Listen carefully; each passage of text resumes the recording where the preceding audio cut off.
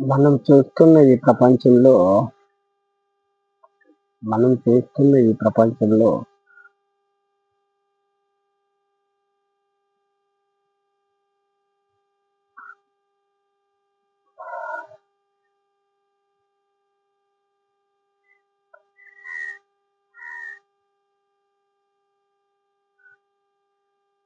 జీవితం అనేది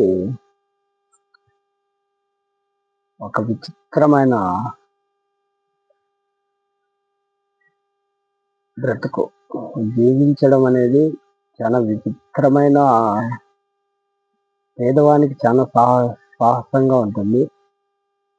పేదవాడ అనేది కాకుండా ఎవరికైనా, ఏ ప్రాణికైనా జీవితం అనేది, జీవించడం అనేది ఒక నరకం కన్నా చాలా,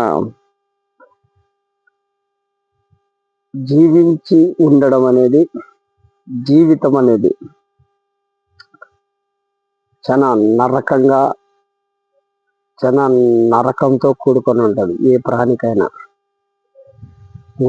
ఉన్నవారికైనా లేని వారికైనా, డబ్బు ఉన్నవారికైనా లేని వారికైనా, భూమి ఉన్నవారికైనా లేని వారికైనా, ఆస్తి ఉన్నవారికైనా లేని వారికైనా, అదే ఆరోగ్యం ఉన్నవారికైనా ఆరోగ్యం లేని వారికైనా ఈ జీవించడం అనేది చాలా దారుణంగా ఉంటుంది. ఆర్థికంగా ఉన్న వాళ్ళకైనా సరే, డబ్బులు ఉన్న వాళ్ళకైనా సరే, ఆరోగ్యం ఉన్న వాళ్ళకైనా సరే, ఆరోగ్యం లేని వాళ్ళకైనా సరే, సుఖ సంతోషాలు ఉన్న వారికైనా సరే, జీవితంలో ఒక లోటు, అది తీరని లోటు. అంటే ఒక ప్రేమ విషయము కానీ, లేదంటే ఏదో తృప్తి, సంతృప్తి, లవ్ సక్సెస్ అయినప్పటికైనా, ఒక ఒక లవ్ చేసుకునే టైంలో మా లవ్ సక్సెస్ అయితే బాగుండడం అని కోరుకుంటాడు. ఆ లవ్ సక్సెస్ అయిన తర్వాత కూడా ఏదో ఒక లోటు, తీరని లోటు. అదే ఒక ఆధ్యాత్మిక పరంగా ఎదిగగలిగే ఒక 20-30 మంది, 50 మంది, 1,00,000 మంది శిష్యులు సంపాదించుకున్నప్పుడు కూడా ఆ గురువు కూడా ఏదో ఒక లోటు. అలా ఒక వ్యవసాయదారుడు ఒక బాగా మంచి దిగుబడి వచ్చి, బాగా మంచి సంపాదన వచ్చి, మంచి రైతాంగం సక్సెస్ అయినప్పటికైనా అతనికి కూడా ఏదో ఒక లోటు. అలా ఒక రాజకీయ నాయకుడికి, ముఖ్యమంత్రి అయినప్పటికైనా కానీ అతనికి కూడా ఏదో ఒక లోటు. అతనికి ఇంకా చాలా రకరకాలైన సమస్యలు ఉంటాయి, కానీ అతను వదిలేసుకోవడమే మేలు. అంటే ఆ సమస్యలను వదిలేసుకోవడం మేలు, పదవి కాదు. అలా ఈ ప్రపంచంలో ఏ ప్రాణికైనా, ఒక చిన్న జీవి నుండి ఒక పెద్ద జీవి వరకు, ఏ ప్రాణికైనా, ఏ జీవితమైనా ఒడదెడుకులు, కష్టములు, బాధలు, సమస్యలు, లోటు అనేది సహజంగా ఖచ్చితంగా ఉంటుంది ప్రతి మనిషికి. ఇందులో అతి ముఖ్యమైనది సావు. చస్తాడు అని తెలిసాక అతనికి ఇంకా చాలా సమస్యలు వస్తాయి. తీరని సమస్యలు ఎదురైతాయి. హరి నేను చచ్చిపోతాను. ఈ జీవితం అనేది చాలా నరకప్రాయంగా ఉంటుంది. అయినా కానీ ఈ నరకప్రాయాన్ని కోరుకుంటాడు మనిషి అనేవాడు. ఎందుకంటే జీవించాలి, మనిషి జీవించాలి. ఎక్కడో నేను అక్కడక్కడ విన్నాను, ఇది జీవితం చాలు అనుకునే వాళ్ళు చాలా తక్కువ. అలా అనుకుంటున్నారు అంటే మాత్రము, అలా అనుకోగలిగితే మాత్రం వాళ్ళు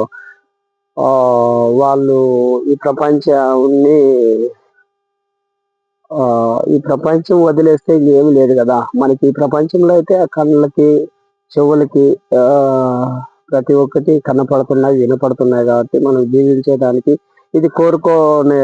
ఇది ఈ జీవితాన్ని కోరుకుంటాం.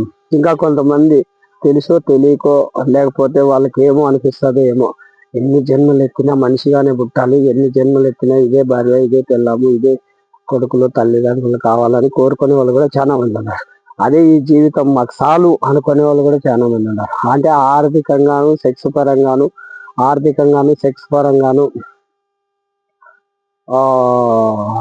లేదా ఇంకా పదవుల పరంగాను, లేదా ఇంకా వగేరా అన్ని చూసిన వాళ్ళు కూడా వద్దురు మాకు జీవితము అనుకునే వాళ్ళు కూడా ఉన్నారు, రకరకాలైనటువంటి సమస్యలతో.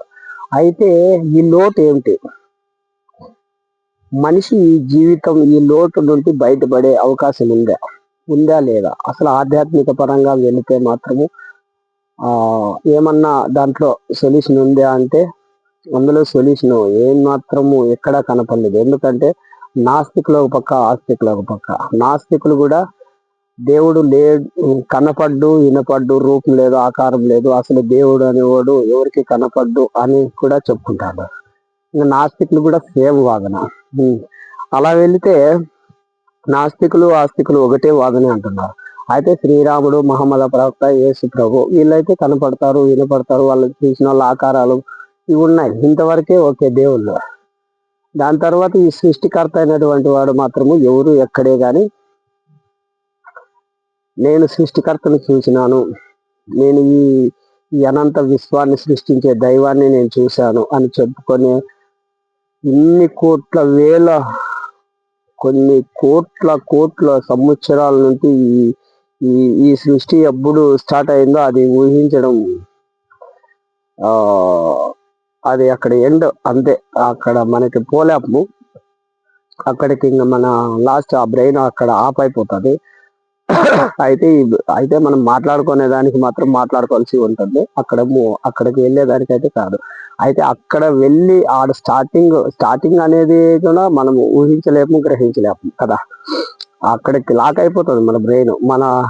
మన బ్రెయిన్ కి అనంత విశ్వంలో ఉండే అంత కెపాసిటీ ఉంది అని మనము పరిశోధకులు చాలా మంది పెద్ద పెద్ద వాళ్ళు మాట్లాడుకుంటా అంటారే కానీ అయితే వాటికి వెళ్ళే తలకే స్టాప్ అయిపోతుంది మన బ్రెయిన్.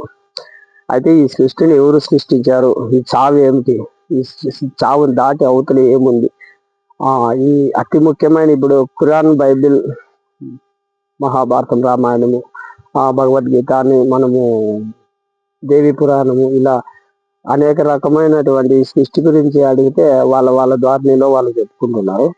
అయితే ఆ గ్రంథాలు తప్ప, లేకపోతే ఈ మనుషులు తప్ప, లేకపోతే దేవుళ్ళు తప్ప, ఎవరంతకు వాళ్ళు చెప్పుకునేటప్పుడు యాదో ఒకటి నిజమై ఉండాలి కదా. యావి నిజాలు లేవు అనుకుంటాం. ఎందుకంటే ఈ మనుషులు చూసి చూడుకోకున్నట్ల, తెలిసి తెలియకోకున్నట్ల ఎప్పుడు మన తాత గురించి మనకి పూర్తిగా తెలియదు, మన ముత్తాత గురించి అస్సలు తెలీదు. ఏదో తెలిసింటే కొంచెం తెలిసిండొచ్చు. అయితే ఇంకా మరి ఇది స్టార్టింగ్ మన బ్రెయిన్ కి అంతకోకుండేది మనము ఈ బైబిల్ కానీ, ఖురాన్ కానీ, మహాభారతం, రామాయణము, దేవి పురాణము, ఈ హిందువుల యొక్క గ్రంథాలు ఏవైతే ఉన్నాయో అవన్నీ పట్టుకొని మనం ఎలాడడం వల్ల మనకి ప్రయోజనం ఏమాత్రం లేదని నేను అనుకుంటున్నాను. నేను అనుకోవడమే కాదు, మీరు కూడా అనుకోవాల్సిందని. అయితే మనిషి, ప్రాణి, పంచభూతాలు అయితే వాస్తవం. ఇది నేను ఒక రకంగా మీకు ఒకవేళ కించపరిచినట్లు ఉండొచ్చు వేరే మతాలకి. మన హిందువులు మాత్రము పంచభూతాలని, ప్రకృతిని, పుట్టా చెట్టుని దైవంగా భావించి కొలిచారు. ఈ ప్రకృతికే అనుసంధానమై ఉన్నారు. ఈ సృష్టికి మూల కారణం మనం కొంచెం ఆలోచన చేస్తే ఈ ప్రకృతి మనకి తెలిసినంత దైవం. ఎందుకంటే జస్ట్ మన దగ్గర ఉన్న మన ఆలోచనలకు అందేది ఇదే కాబట్టి. అయితే హిందువులు ఈ ప్రకారం వెళుతున్నారు కాబట్టి వీళ్ళకి కొంచెము ఇది వాస్తవాన్ని మాట్లాడుతున్నాను, మనం రైట్ మార్క్ వేయచ్చు. అయితే ఇందులో మనము వెళ్ళే దారిలో మనకు ఏదో ఒక గ్రామ దేవతో, లేదో ఒక శివుడు, ఒక విష్ణువు, ఒక బ్రహ్మో, ఒక మహాకాళినో, లేదా ఆదిపరాశక్తో ఎవరు మీకు కొంచెం అనుగ్రహం కలిగినప్పుడు అది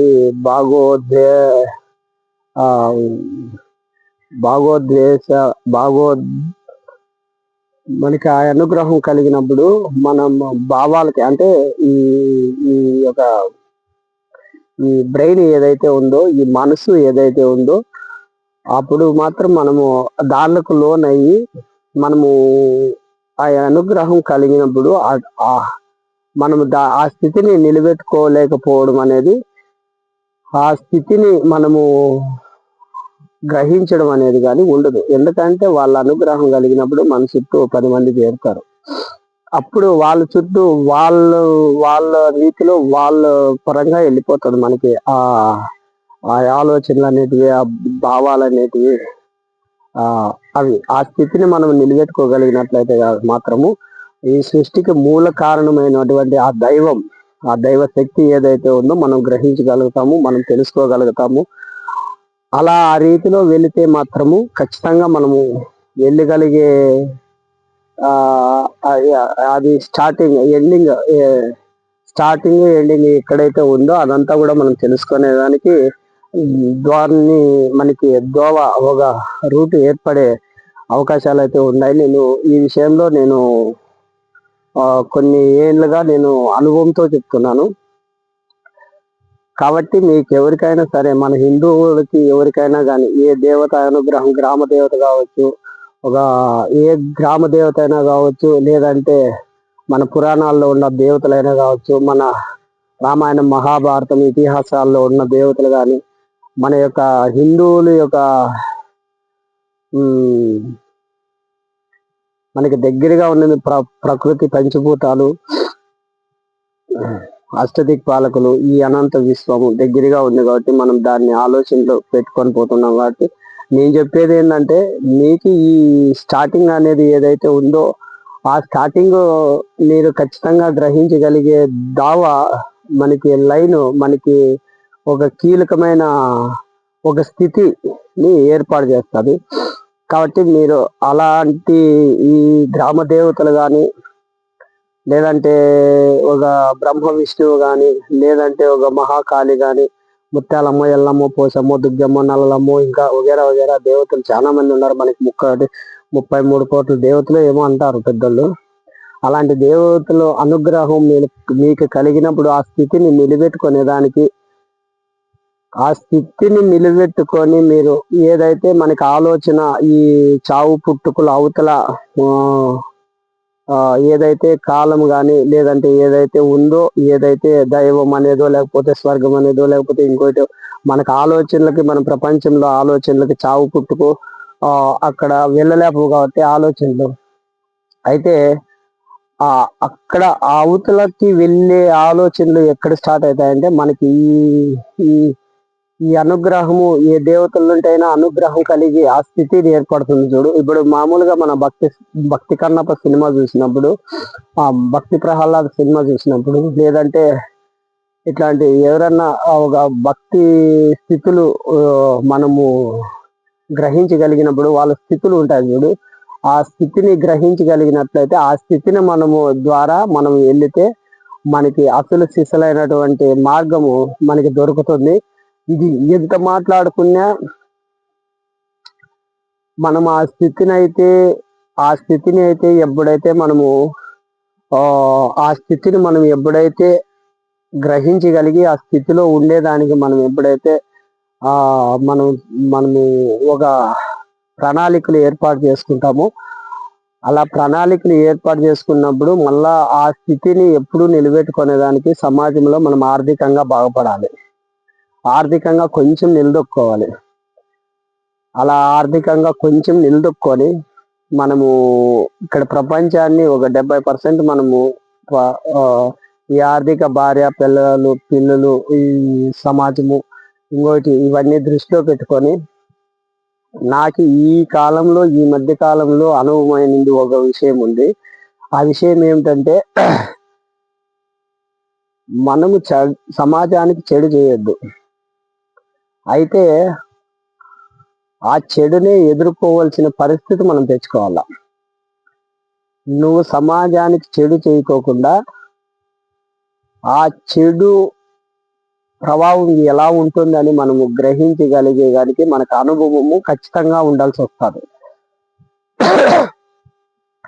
ఆ అనుభవంతో కూడుకొని సమాజము ఒక పక్క చూసుకుంటూ ఆ స్థితిని మనము గ్రహించి పట్టుకొని, నువ్వు ఎప్పుడైతే సాధనలో పరిపూర్ణంగా కాదు, ఈ సమాజాన్ని, ఇక్కడ ఆధ్యాత్మికని, ఇక్కడ ఫ్యామిలీని, ఇక్కడ నువ్వు చేసే పని ఏదైతే ఉందో నీ ధర్మం అంటే ఒక వ్యవసాయం కావచ్చు, గొర్రెలు కావచ్చు, ఒక కూలి కావచ్చు, ఒక జీతం కావచ్చు, ఒక ఉద్యోగం కావచ్చు, ఒక వ్యాపారం కావచ్చు, ఏదైతే దాన్ని పరిపూర్ణంగా చేసుకుంటూ ఈ సమాజంలో నువ్వు మంచిగా ఉంటే మాత్రము బ్రతకలేవు అనేది మాత్రము నేను పక్కా చెప్పగలను. ఎట్లయితే నేను ఈ లైన్లో వెళుతున్నానో అదే రీతిగాను నువ్వు ఎంత మంచిగా ఉంటే, నువ్వు ఎంత నీతి నిజాయితీ ఉంటావో అంత నీకు ఎఫెక్ట్ దెబ్బ అయితే అవుతుంది. కానీ నువ్వు నీతి నిజాయితీగా ఎప్పుడు ఉండాలంటే నీతో పాటు ఆర్థికంగా నువ్వు ఎదుగగలుగుతూ నీతి నిజాయితీగా ఉంటే నీకు సక్సెస్ అనేది వస్తుంది. అదే నువ్వు ఆర్థికంగా ఎదుర్కోకుండా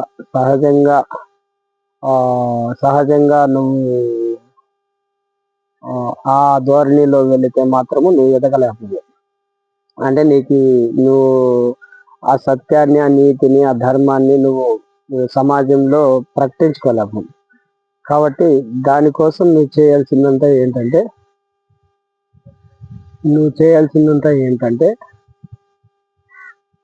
నువ్వు ఆర్థికంగా ఎదుగుతూ నువ్వు దాని యొక్క విశిష్టతని కోల్పోకోకుండా, ఆ స్థితి యొక్క విశిష్టతని కోల్పోకోకుండా ప్రయాణించగలిగితే నీకు ఎక్కడైతే లాక్ అయిపోతా ఉందో ఆ బ్రెయిన్, నువ్వు ఈ సృష్టికి మూల కారణమైంది, ఈ సృష్టికి మూలకర్త అయినటువంటి దైవం అని నేనైతే దైవం అని భావిస్తాను. ఇంకా ఒక విషయం చెప్పాల్సి వస్తుంది మీకు. ఈ మధ్య కాలంలో నేను వింటున్నాను యూట్యూబ్లోను, ఆ దైవానికి రకరకమైనటువంటి పేర్లు పెడుతున్నారు. మీరు అలా పెట్టొద్దు, తప్పది, చాలా రాంగు. మీరు దైవాన్ని దైవంతోనే పోల్చుకుంటేనే మీకు ఆధ్యాత్మిక పరంగా మీకు మార్గము కరెక్ట్గా వర్తిస్తుంది. అది మీకు సక్సెస్ అవుతుంది.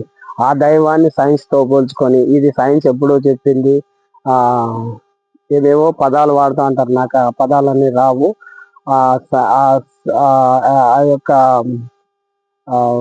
ఆ పదాలని వాడొద్దు. దైవాన్ని దైవంగానే భావించు. ఒకవేళ సైన్స్ ఈరోజు ఉపయోగంలో లేదనేది లేదు. ఈ సైన్సే ఎక్కువ శాతము ఏదైనా కానీ ఇప్పుడు ప్రజెంట్ ఉపయోగపడుతుంది. కానీ మనకి తావు పుట్టుకల అవతల కానీ ఈ దైవానికి కానీ ఈ సైన్స్ మనకి లేదు. కానీ సమాజానికి చాలా వరకు ఉపయోగపడింది సైన్స్ అనేది. దీన్ని తప్పుపట్టడానికి లేదు. కాకపోతే దాంట్లో అర్థం తెలుసుకొని పదాలు మాత్రం దైవానికి మాత్రము దైవము అనే పదాలు మాత్రమే, దేవుడు దైవము అనేదే వాడాలి. కానీ ఇలాంటి ఈ యొక్క ఇంగ్లీష్ పదాలు ఏవైతే ఉన్నాయో, ఈ ప్రకృతి అంటేనే దానికి బాగా కంఫర్టబుల్ గా ఉంటుంది. ఆ ప్రకృతి అనేది పరిపూర్ణంగా ఆ పదం ఆ ప్రకృతిలోకి వర్తిస్తుంది. అంతేగాని మనము ఈ యొక్క ఇంగ్లీష్ పదాలు వాడడం కూడా మంచిదే. ఈ సైన్స్ ఎలా అయితే మనకి పనిచేస్తుందో ఈ ఇంగ్లీష్ పదాలు కూడా అలానే పనిచేస్తాయి, లేదని లేదు. కాకపోతే మనం పరిపూర్ణంగా నీ మాతృభాష ఏదైతే ఉందో, నీ యొక్క దేశ భాష ఏదైతే ఉందో ఆ పదాలు నీకు బాగా వర్తించేటట్లు, ఆ దైవానికి వర్తించేటట్లు నువ్వు ఆ భావాన్ని వ్యక్తిగతం చేయాలి. కానీ ఇలా ఇంగ్లీషు, ఇలా సైన్సు ఇవన్నీ లేవు, కాదు, వద్దు అని చెప్పేకి లేదు. ఈ సమాజంలో అవి అవసరం, చాలా అవసరం. మనకి ఈ సైన్సే లేకపోతే, ఈ ఇంగ్లీష్ పదాలే లేకపోతే మనకి ఈరోజు విజ్ఞానం పరంగా ఎదిగేదానికి లేదు. ఎంత విజ్ఞానం డెవలప్మెంట్ అయితే అంత గ్రిప్పు పోతుంది, అంత గ్రిప్పు వస్తుంది. అది నీలో ఉండాలి, ఆ మనిషిలో ఉండాలి ఆ గ్రిప్పు అనేది. కాబట్టి మనకి సరే, నెక్స్ట్ వీడియోలో నేను కలుస్తాను.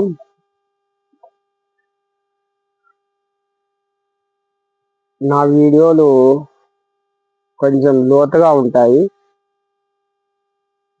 మతాలకు సంబంధించింది కాదు. ఎవరిని ఉద్దేశించి ఒక మతం తక్కువ, ఒక మతం ఎక్కువ అని కూడా నేను చెప్పను. ఈ ప్రకృతి ఏదైతే ఉందో, ఈ దైవం అనేది ఏదైతే ఉందో, ఈ సృష్టి అనంత సృష్టికి మూల కారణమైనటువంటి పరమాత్మ మనకి ప్రతి ఒక్కరిలోనూ ఆత్మ అనేది, ప్రతి ప్రాణిలోనూ ఆత్మ అనేది ఉంటుంది. ఆ ఆత్మ దైవము. ఆ ఆత్మ భిన్నంగా మనకి ఇంకొక రూపంలో, ప్రకృతి రూపంలో కావచ్చు, లేదంటే ఈ అనంత విశ్వంలో కావచ్చు, ఈ మూల కారణమైనటువంటి మన బ్రహ్మ విష్ణు మహేశ్వరులకే, అరహరాదులకే అలివిగానటువంటి వాళ్ళకే పరిపూర్ణంగా తెలియకోకున్నటువంటి దైవశక్తి కాళీమాత అని అంటారు, జగన్మాత అంటారు. వాళ్ళకు కూడా ఒక శక్తినిచ్చే ఆ ఈ అనంత ఈ ఎందుకంటే ఇప్పుడు కాళీమాత ఉంది, బ్రహ్మ విష్ణు మహేశ్వరులు ఉన్నారు. వాళ్ళ అనుగ్రహం పొందిన వాళ్ళు చాలా మంది ఉన్నారు. వాళ్ళకైనా ఈ పరిపూర్ణమైనటువంటి స్టార్ట్ ఎక్కడైంది, ఎండ్ ఎక్కడ ఉంది అనేది వాళ్ళకైనా తెలియాలి కదా. నేను అదేంటంటే, నీకు తెలియకోకున్నప్పుడు నువ్వు మనిషిగా ఎందుకు పుట్టావు? నువ్వు ఏదో గొప్పగా ఫీల్ అవుతున్నావు, నేను కొన్ని కోట్లు సంపాదించాను, నేను సక్సెస్ అయ్యాను అని. నేను ఎన్నో విషయాల్లో సక్సెస్ అయినాను అని అనుకుంటాను. మన సక్సెస్ ఏంటో తెలుసా? అసలు ఏంటిది అంతే. అసలు ఏంటిది అని నువ్వు ప్రశ్న వేసుకోగలిగితే, నువ్వు ఎవరు అని తెలుసుకోగలిగితే, ప్రతి ఒక్కరికి ప్రతి ఒక్కరికి ఈ పదాలు ఎవరు దీన్ని గ్రహించలేపర్లే, ఎవరు కనిపెట్టలేపర్లే అని ప్రతి ఒక్కరు ఈ పదాలు వాడేదైతే చాలా సాధారణంగా వింటున్నాము. అయితే మనం ఎంత సాధారణంగా విన్నప్పటికైనా కానీ ఇదైతే వాస్తవం. నువ్వు ఎన్ని పనులు చేసుకుంటైనా, ఒక సక్సెస్గా నువ్వు ఏ మార్గంలో ఉన్నప్పటికైనా కానీ, నీకు ఈ సిచ్యువేషన్ అనేది నువ్వు గ్రహించలేకపోతే మాత్రము నీకు బ్రతికున్నట్లే. నేను ఫస్ట్లో చెప్పినట్ల లోటు అనేది నీకు ఏర్పడుతుంది. ఇది లైఫ్ లాంగ్లో నువ్వు ఎప్పుడు ఇది ఒక మనకి ఒక భాగము, మనకి ఒక టెక్నికల్గా ఇది మనకి అప్పుడప్పుడు జీవితం లైఫ్ లాంగ్ మనకి పని చేస్తుంటేనే నువ్వు ఎప్పుడైనా కానీ ఈ లోటు తీర్చుకునే దానికి అవకాశం ఉంటుంది. అలా కాకుండా నువ్వు దీన్ని గురించి ఆలోచన చేయకపోతే మాత్రము నువ్వు తీరని లోటు కాకోకుండా మన ఖురాను, బైబిల్, మహాభారతం, రామాయణము ఇవన్నీ చెప్పినట్లు నరకం ఉండొచ్చునేమో. ఎందుకంటే అన్ని గ్రంథాలు చెప్పినాయి కాబట్టి ఉండొచ్చునేమో బహుశా. కాబట్టి మనం కొంచెం భయపడైనా గ్రహిద్దాము, లేదంటే ఉన్నతమైన మనిషిగా అయినా ఆలోచన చేద్దాము. దైవాన్ని నమ్మండి, నమ్మొద్దు. పరిశోధన చేసి దాని యొక్క ఉనికిని తెలుసుకొని కనుక ప్రయత్నించు. జై భారత్.